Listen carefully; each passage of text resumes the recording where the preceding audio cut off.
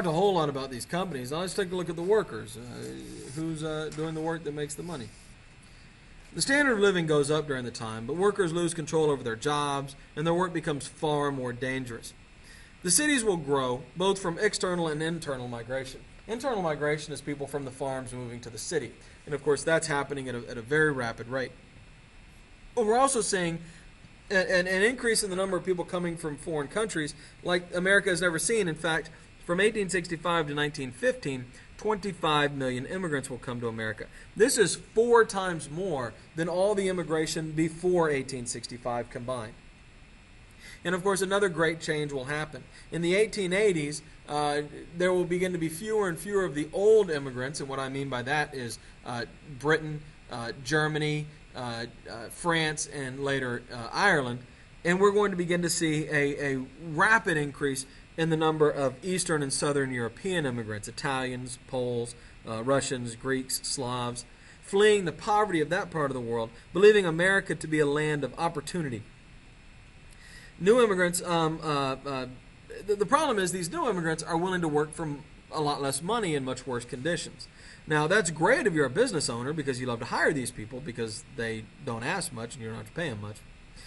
But of course, if you're already in America, if you're one of the old immigrants, or maybe you've been here for a long time, this means that your wages are going to go down and your working conditions are going to get worse, because if you've got a problem with that, they'll just fire you and go hire somebody who's just getting off the boat. This leads to racial tension between the old and the new immigrants all over the country. By 1900, the average wage in America is about $400 to $500. $600 is considered the minimum living wage, kind of the poverty line. And so most people are living below what we think of as the minimum. And it's important to remember that there is no food stamps or housing assistance or any sort of government program that's going to help you if you're not making enough money. You're just don't have enough money. That's it. There's no job security. You can be fired for any reason at any time. Even, in fact, if you get injured on the job, you will not be compensated. You will not be given any money. You will simply be let go. And if you're maimed or something, it will become much harder to find a job. Even if you're killed on the job, your family will get nothing. There's no such thing as workplace safety. Businesses can be as unsafe as they want, and they are, because it's cheaper to be unsafe than safe. And there are no benefits. There's no retirement. There's no health care. There's no workers' compensation. There's none of that stuff.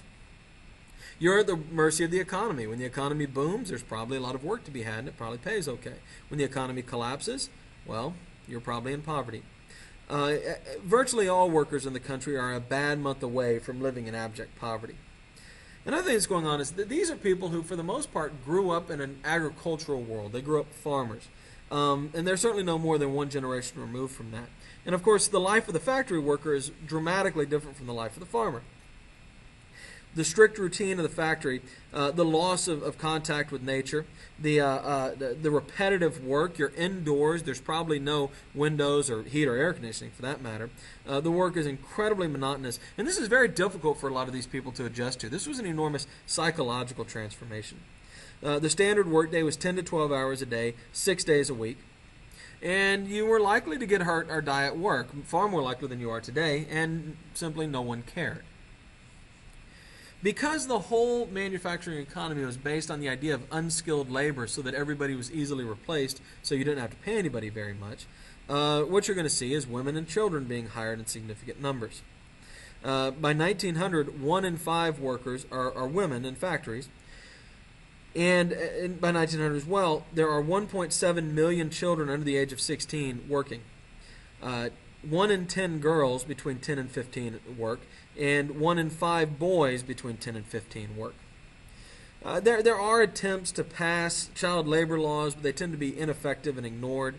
But by the early 1900s, 38 states have child labor laws setting the minimum wage for work at 12 and limiting children to a maximum of 10 hours a day, 6 days a week. That was the protection of children in the economy at that time.